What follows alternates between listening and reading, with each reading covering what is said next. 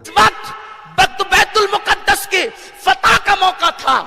उसका पस मंजर ये इख्तिसार के साथ अर्ज करूं, जब बैतुल मुकद्दस पहली मर्तबा फतेह होने वाला था तो उस वक्त एक बूढ़ा राहिब बैतुल मुकद्दस की दीवार पे चढ़ता है और चढ़ने के बाद कहता है कि तुम्हारा अमीर कौन है, उसको भेजो, हम चाबियां उसके हाथों में दे देंगे। लोगों ने अबू उबैदा इब्नुल जर्राह को भेजा कि जाओ और चाबियां लेकर के आओ। लेकिन जैसे वो बूढ़ा राहिब आया और आने के बाद उसने किताब में देखा और देखने के बाद अबू उबैदा का चेहरा देखा तो वो बूढ़ा राहिब कहने लगा, जाओ जो चाहो कर लो, हम तुम्हें चाबी नहीं देते। परेशान हो गए ये लोग कि इसने तो कहा था कि अमीर को भेजो, हम चाबी देंगे, ये क्यों चाबी नहीं देता।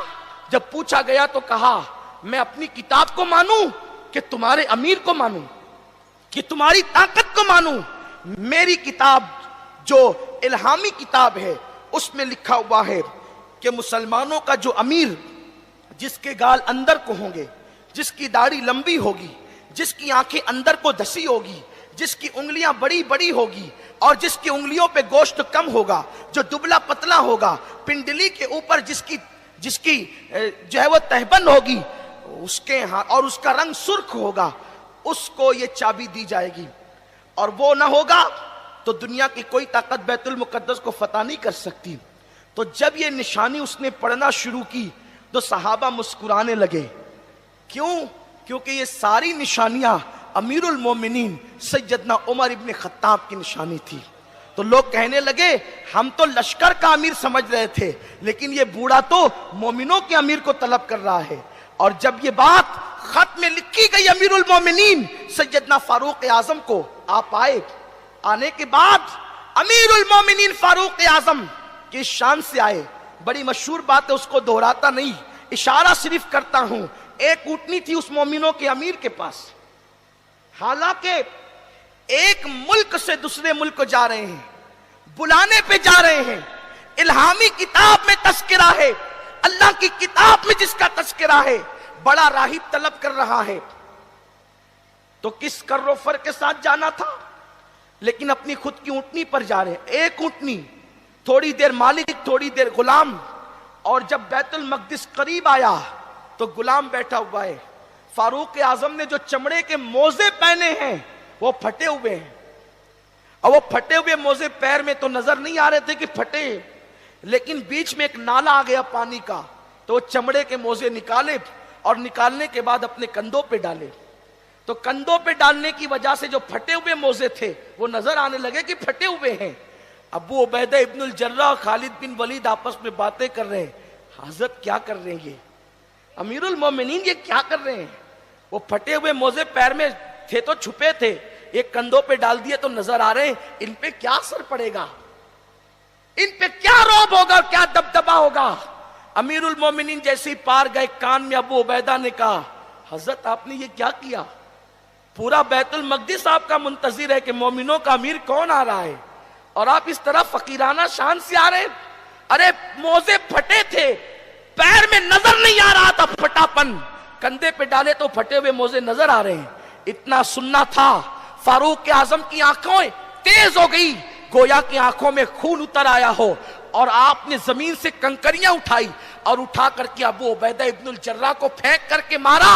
फरमाया, अगर तेरी जगह कोई दूसरा बंदा ये बात करता तो मैं उसको वो सजा देता कि वो लोगों के लिए इबरत बन जाता। अभी रसूलुल्लाह को पर्दा फरमाने चंद साल भी नहीं बीते, तुम लोग दुनियादार हो गए। क्या समझते हो कि मौजों का हुस्न इज्जत देता है, या कपड़ों का हुस्न इज्जत देता है, या सुर्ख होठों का कर्रो फर इज्जत देता है। सुन लो, हम जलील कौम थे, जलील, हम ऊंट चराने वाले थे, हम बकरियां चराने वाले थे। हाल ये था कि हम 3 ऊंटों को भी एक कतार में खड़े रखने की ताकत नहीं रखते थे, लेकिन जब से अल्लाह ने अपना दीन अता किया, दामने मुस्तफा अता किया, अल्लाह ने हमें इज्जत अता कर दी। हमें मोजे और कपड़ों ने इज्जत नहीं दिए, हमें मुस्तफा की गुलामी ने इज्जत अता की है, हमें अल्लाह के दीन ने इज्जत अता की है। जब तक दीन पर रहोगे, इज्जतदार रहोगे, दीन से दूर हो जाओगे, जलील कर दिए जाओगे। बेशक बेशक। واقعی میں کیا عاجزی تھی حضرت عمر فاروق کی، امیر المومنین۔ دین کو چھوڑ کر عزت ڈھونڈنے والوں، عزت کہاں ہے؟ وَلِلَّهِ الْعِزَّةُ وَلِرَسُولِهِ وَلِلْمُؤْمِنِينَ، عزت تو اللہ کے لیے ہے، عزت تو اللہ کے رسول کے لیے ہے، عزت تو مومنین کے لیے ہے۔ لیکن حیرت ہو گئی، حد ہو گئی، نوکریوں کے لیے داڑیاں چھوٹ رہی ہے، نماز چھوڑنا کوئی خاص بات نہیں مسلمانوں کے لیے۔ آپ نے ویڈیو دیکھی سیدنا عمر فاروق رضی اللہ تعالیٰ عنہ، کیا عاجزی تھی، کیسے عظیم الشان صحابی، اور آپ جب بیت المقدس کی طرف روانہ ہوئے تو آپ کی عاجزی دیکھیے، آپ نے ویڈیو میں دیکھی، بیان سنا۔ واقعی میں حضرت عمر فاروق رضی اللہ عنہ ہماری جانیں قربان، ہماری نسل قربان ان پر۔ دوستو یہ ویڈیو آپ کو کیسی لگی کمنٹ باکس میں ضرور بتائیے گا، اور اس وقت جو اسرائیل اور فلسطین کے بیچ میں جنگ چھڑی ہوئی ہے، اللہ تبارک تعالیٰ سے دعا گو ہوں کہ اللہ تبارک و تعالیٰ مسلمانوں کو فتح نصیب فرمائے۔ دوستو اس ویڈیو کو زیادہ سے زیادہ شیئر کیجئے، کمنٹ باکس میں اپنی رائے ضرور دیجئے۔ ملتے ہیں اگلی ویڈیو میں، تب تک کے لیے السلام علیکم ورحمۃ اللہ وبرکاتہ۔